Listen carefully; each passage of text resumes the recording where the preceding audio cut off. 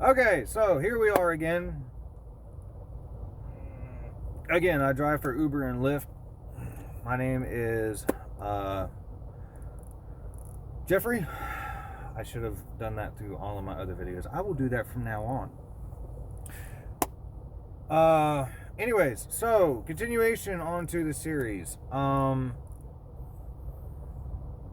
was I? Oh, witchcraft. Okay, so so we go into all these different things, and I'm doing all these living a sinful life, living a pleasurable life. If anybody has ever heard of the story of the prodigal son, yeah, that was me to a T. Anyways, so all of this stuff going on.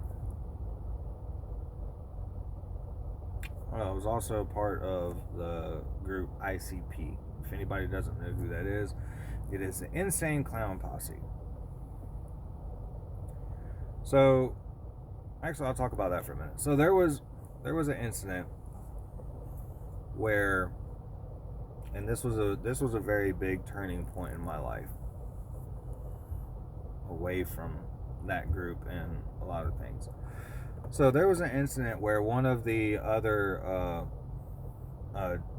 members had, or whenever one of the other juggalos had come up to me, we're all at a pool hall, we're all drinking, we're all shooting pool and everything. Well, he comes up, knows that I'm a juggalo as well as a couple others in our group.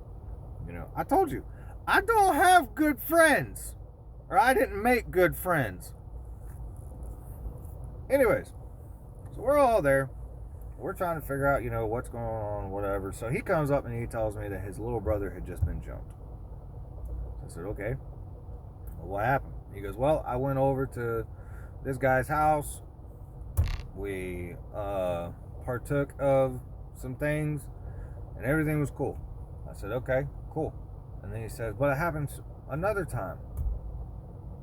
I said, wait a minute, how long ago was the first one? He goes, about a month. I said, okay, so this one? He goes, a week ago. I was like, okay.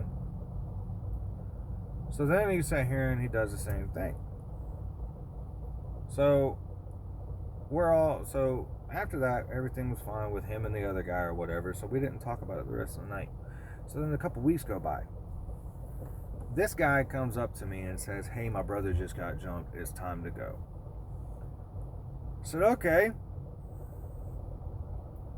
Who, like, what are we doing? He goes, well, we're fixing to go fight, like, us against them. I was like, okay, how many they got? He goes, about 20. I said, okay, how many do we have? He goes, probably about 15. I said, okay. He said, so what are we doing? I said, I don't know, you tell me. He goes, well, I talked to the other people and we put you in charge of it, so we're going to let you deal with it.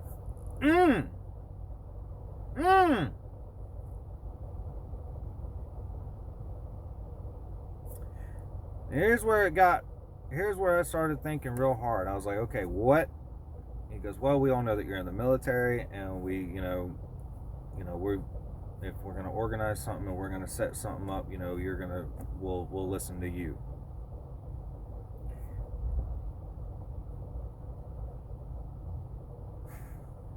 Even back then,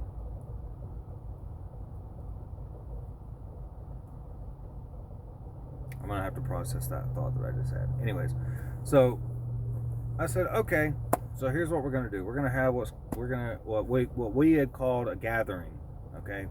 It's where all of us get together and we have one big party. I said, we're going to have one of those. He goes, okay, what are we going to do? He said, we're going to invite them. He goes, all right. Well, they're going to be packing. I said, I know. That's why you tell our guys, don't bring anything. He goes, what are you talking about? I said, don't bring anything, so that way whenever the cops get called, we're defending ourselves. He says, cool. I said, all right. Following week, whenever this event was supposed to happen, my family comes up for family day at the military. or just for weekend or whatever. And my little brother and sister are there.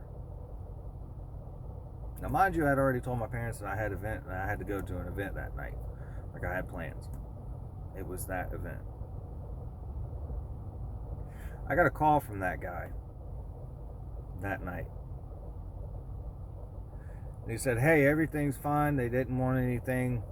We're not doing nothing. I said, cool. I'm hanging out with my family. Bye.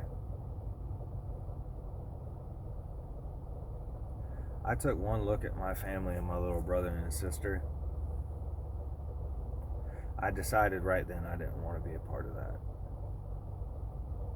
I didn't want my siblings, because I'm the oldest of 3.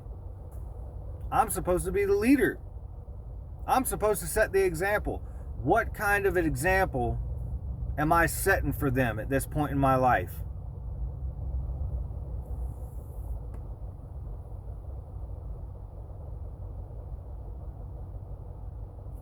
So therefore, I called up a couple of my other buddies who were involved with it. I told them I'm done. So we all split ways. Everything was good. We left. I had a conversation with my dad. I said, Dad, I got some hard decisions to make. He goes, you want to talk about it?